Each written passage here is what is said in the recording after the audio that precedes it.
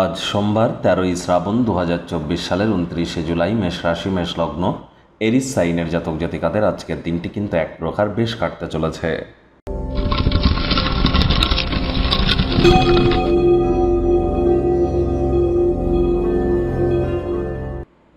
চলছে শ্রাবণ মাস। আজ শ্রাবণ মাসের সোমবার। আশা করি আপনারা সকলে পালন করছেন শ্রাবণ মাসের সোমবার।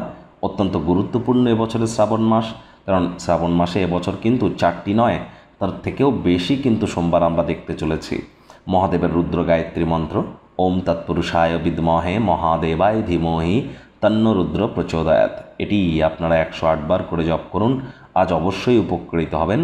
আজ অবশ্যই দেবাদিদেব মহাদেবের নাম জপ ধ্যান আরাধনা করুন, শিবলিঙ্গের অভিষেক করুন, অত্যন্ত উপকৃত হবেন। বন্ধুরা, আমি বারবার কিন্তু আপনাদের বলছি, বর্তমানে মহাদেবের শঙ্কররূপ বিশ্ব পরিচালনার দায়িত্ব নিয়েছেন। আর দেবোত্থান একাদশী পর্যন্ত ভগবান হরিবিষ্ণু কিন্তু যোগ নিদ্রায় থাকবেন। তাহলে দেবাদিদেব মহাদেবের নাম জপ ধ্যান আরাধনা করে এ সময় কিন্তু আমরা তার কৃপাধন্য বা কৃপাধন্যা হতে পারি, ব্যক্তিগত জীবনকে করতে পারি সমৃদ্ধশালী। ভাগ্য মিটার আজ আপনাদের বলছে 7 আউট অফ 10, ভাগ্য আপনাদের অনুকূলেই থাকবে।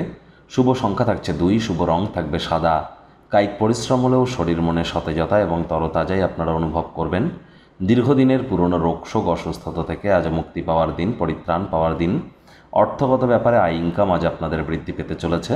নতুন উদ্যোগ পরিকল্পনার পাশাপাশি নতুন নির্মাণ কার্যের শুরুয়াত আজ করা যেতেই পারে।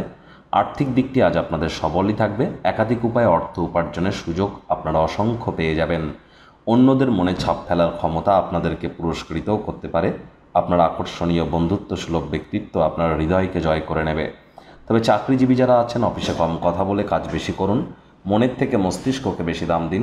সহকর্মীদের সাথে কোনো জরুরি সমস্যা যদি থেকে থাকে সেগুলিকে মাথা ঠান্ডা করে সমাধান করবার চেষ্টা করুন। প্রকৃত সমস্যার পর্যালোচনা করে তবেই কোনো প্রকার পরিকল্পনা পরিবর্তন করবেন।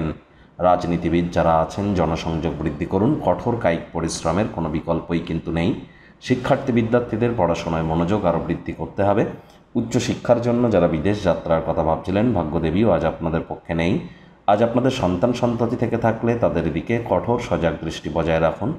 অসৎ সঙ্গে কিন্তু চলে যেতে পারে। চোখে চোখ রেখে খুব ইজিলি মিথ্যে কথাও বলে দিতে পারে। প্রেমিক প্রেমিকা, স্বামী স্ত্রী উভয়ের ক্ষেত্রেই বলবো, রূঢ় বাক্যের প্রয়োগ, অশ্লীল ব্যবহার যেন করবেন না। তৃতীয় কোনো ব্যক্তিকে সম্পর্কের মধ্যে যেন প্রবেশ করতে দেবেন না। সম্পর্কের দুর্বলতা আরও বেড়ে যেতে পারে।